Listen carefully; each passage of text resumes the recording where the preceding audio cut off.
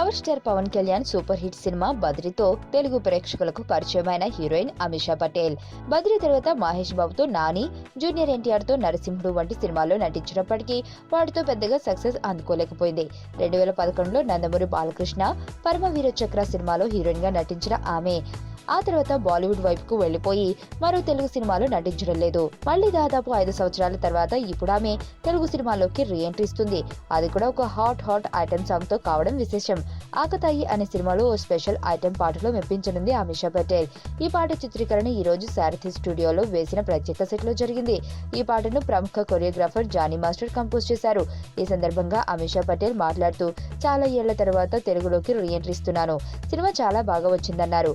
ఆశిష్ రాజ్ హీరోగా నటిస్తున్న ఈ చిత్రాన్ని రామ్ భీమన డైరెక్ట్ చేస్తున్నాడు. మణి శర్మ ఈ సినిమాకు సంగీతం సమకూరుస్తున్నారు. నీ స్నేహితుడు ఎవరో తెలిస్తే నీ క్యారెక్టర్ తెలుస్తుంది. నీ శత్రువు ఎవరో తెలిస్తే నీ కెపాసిటీ తెలుస్తుంది.